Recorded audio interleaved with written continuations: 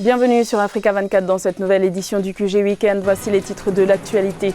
Le Togo se met en route vers son élection présidentielle. La date de ce scrutin a été fixée au 22 février 2020 en Conseil des ministres. L'organisation de cette élection laisse entrevoir un climat de tension entre pouvoir et opposition. Le réseau monétique privé de l'Union économique et monétaire ouest-africaine se porte bien. Les transactions ont été estimées à plus de 6 000 milliards de francs CFA en 2018. Les explications de cette performance au cours de cette édition. Et le Cameroun se prépare à accueillir la Coupe d'Afrique des Nations de football 2021 sur son sol. Plusieurs villes camerounaises ont entamé une transformation pour l'occasion, dont la ville de Garoua, capitale de la région du nord du pays. Mais tout d'abord, les Algériens de la diaspora sont appelés aux urnes à partir de ce samedi 7 décembre en vue de l'élection présidentielle du 12 décembre. Les votes des Algériens de l'étranger ont donc débuté au lendemain de la tenue du débat télévisé qui a opposé les 5 candidats à cette élection présidentielle. Une première pour le pays. Rappelons que ce scrutin fait face à un refus populaire qui risque d'accentuer la crise politique que traverse actuellement l'Algérie. Notons que ce vendredi 6 décembre, comme chaque vendredi depuis le 22 février 2019, le mouvement de contestation Irak a une nouvelle fois réclamé le départ du système en place. La date de la prochaine élection présidentielle est désormais connue au Togo. Elle a été fixée par décret au 22 février 2020, soit dans un peu plus de 2 mois. Ce scrutin connaîtra pour la première fois la participation de la diaspora grâce à une loi votée le 5 novembre par l'Assemblée nationale. Une élection qui pourrait se dérouler dans un climat politique particulièrement tendu. Aïssatou Bari. La problématique de financement des entreprises. Le sujet préoccupe toujours les petites et moyennes entreprises, généralement tournées vers les banques, le financeur classique, sans succès. Pourtant, il existe d'autres sources de financement, à l'exemple du programme Élite, de la Bourse régionale des valeurs mobilières, encore méconnue des entrepreneurs, et révélé au forum IDEI tenu du 5 au 6 décembre à Lomé, au Togo. Pour aller directement sur le financement sur la bourse, il y a des critères un peu sélectifs. Mais lorsque ces entreprises ne respectent pas ces critères, nous pouvons les accompagner à pouvoir être dans ce canevas de critères. Dans le cas où elles ne sont pas encore dans ce canevas de critères, il y a d'autres options qui s'offrent à ces entreprises et nous allons leur proposer une ingénierie financière adaptée à leurs besoins. Le programme Élite BRVM Lounge destiné aux PME vise à porter à plus de 50 le nombre d'entreprises au sein de l'Union économique et monétaire ouest-africaine à l'horizon 2020. Cette première édition du Forum IDEI se veut un cadre de partage et d'opportunités de renforcement du tissu économique togolais entre entrepreneurs de divers secteurs d'activité. J'ai été interpellée par le thème, le financement d'entreprises qui est quand même un problème pour nous les entrepreneurs. Je suis venue pour voir est-ce qu'il y a d'autres mécanismes de financement. Le crowdfunding, Crédit Bail, Capital Risque constituent d'autres leviers de financement des petites et moyennes entreprises qui contribuent à plus de 80% à l'activité économique du Togo. Également dans l'actualité, en Gambie, la commission Vérité, Réconciliation et Réparation a passé le 5 décembre le cap de sa première année d'audition télévisée, des audiences qui ont pour objectif de faire la lumière sur les crimes commis sous le régime de l'ancien président Yahya Jammeh de 1994 à 2016. Depuis janvier 2019, 188 témoins ont été entendus, mais malgré les aveux de certains hommes de main de l'ex-chef de l'État, aucune poursuite judiciaire n'a été engagée, ce que déplorent les familles des victimes. Rappelons que l'ancien président Yahya Jammeh vit en exil en Guinée équatoriale depuis son départ de la Gambie en janvier 2017, après sa défaite à l'élection présidentielle de décembre 2016. L'Union économique et monétaire ouest-africaine a compté en 2018 6 réseaux monétiques d'émission, ce qui a favorisé la bonne santé du réseau monétique privé, dont les transactions ont été estimées à 6 489 milliards de francs CFA. Les infrastructures d'acceptation ont connu une hausse de 16% en un an. Alors comment expliquer cette performance? Élément de réponse avec Amenej.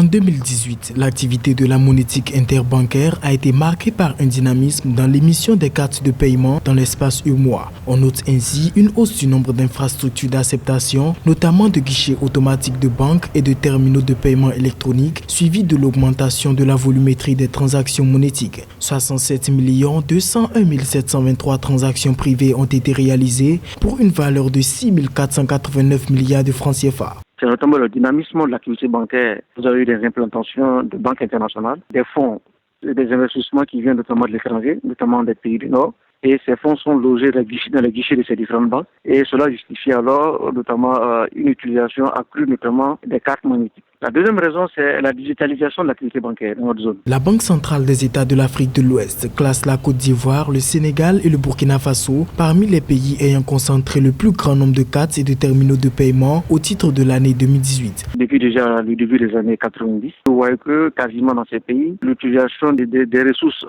en valeur réelle est quasiment rare. Compte tenu du montant de transactions dans ces différents pays, et vous avez l'utilisation énorme des cartes magnétiques bancaires, le renforcement des dispositifs en matière de lutte contre la cybercriminalité. Il y a un véritable retour à la confiance des différents opérateurs économiques.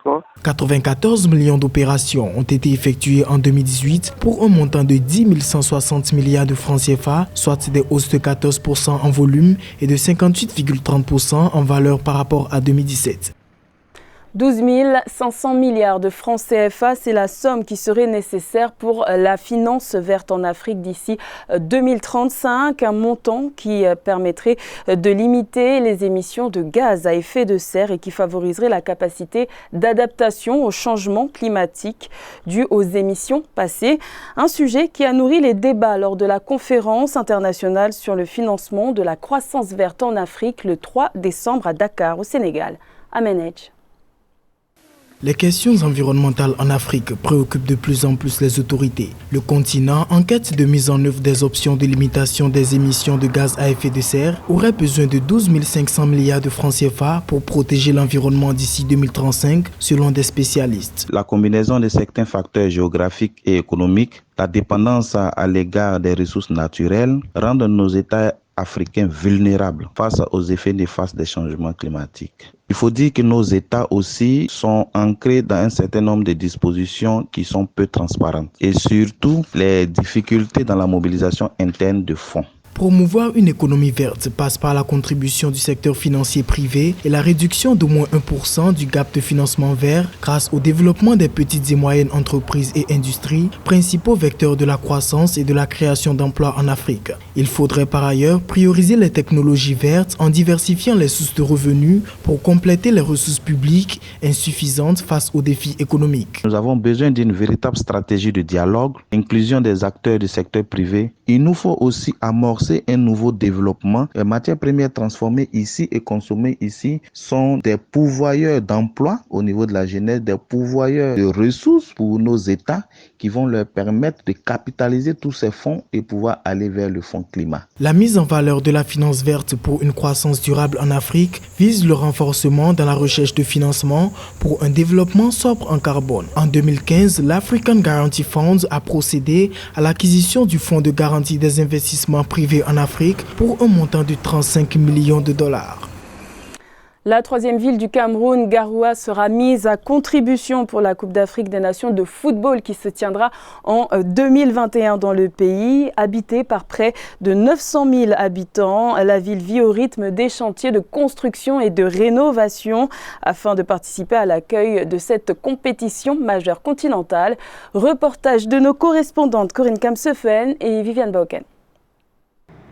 C'est un nouveau visage qu'affiche désormais la ville de Garoua au Cameroun. À environ un an de la Coupe d'Afrique des Nations 2021, les chantiers de construction et de rénovation se poursuivent dans cette ville. Entre le nivellement des terrains, la construction des ouvrages et l'asphaltage des voies, on peut déjà percevoir l'allure de ces infrastructures routières, comme ici sur la voie triomphale qui jouxte le stade Rumdiadja. La ville de Garoua, comme Bafoussam et Bertoua, ont bénéficié du programme CD2. Et pendant que les travaux de la voirie s'effectuaient, une manne est tombée.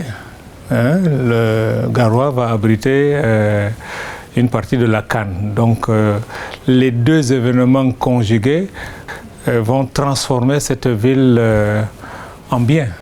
Romdeadja, stade d'une capacité de 20 000 places construit en 1978, fait également sa mue. Les vestiaires, les salles de conférence et de presse, la pelouse et les gradins, tout y passe. Hors du stade, plusieurs voies secondaires permettent de fluidifier la circulation. Beaucoup de jeunes à la quête d'emploi seront recrutés et c'est une bonne chose pour la population, pour la commune. À côté des infrastructures routières et sportives, le logement n'est pas en reste. Dans les structures hôtelières, l'heure est aux finitions et déjà le résultat est prometteur. Par ailleurs, des logements sociaux continuent de pousser de terre pour le grand bonheur des populations. C'est certain, à Garoua, tout vibre désormais au rythme de la fête sportive africaine de 2021, une fête qui laissera des traces indélébiles dans cette ville souvent citée comme la plus belle du Cameroun. L'Afrique compte plus de 25 millions de personnes déplacées selon l'Union africaine. Les déplacements forcés restent un réel problème depuis de nombreuses années à cause principalement des conflits civils, des violences ethniques et communautaires, des persécutions en tout genre et des catastrophes naturelles. Le point sur cette situation avec Aïssatou Bari. Le continent africain compte plus de 25,2 millions de personnes déplacées, dont 7,4 millions de réfugiés et 17,8 millions de déplacés internes, un nombre qui ne cesse de croître. Selon l'Union africaine, le continent accueille 484 000 demandeurs d'asile et 712 000 apatrides. Le terrorisme, les effets du climat et les conflits sont les principales causes de ces déplacements. Malgré des efforts louables pour résoudre et gérer les déplacements forcés en Afrique, les déplacés continuent à être victimes d'abus, d'exploitation et d'atteintes en tout genre. Un grand nombre de personnes déplacées ont toujours besoin d'assistance humanitaire sur le continent. Aujourd'hui, l'Ouganda accueille 1,2 million de réfugiés, de loin le plus grand nombre en Afrique et le troisième à l'échelle mondiale. À ce jour, 1,8 million de Nigérians, principalement des femmes et des enfants, sont déplacés à l'intérieur du pays et 6,2 millions de personnes ont besoin d'une assistance urgente. On sent la faiblesse des politiques, qu'ils n'arrivent pas à gérer la situation.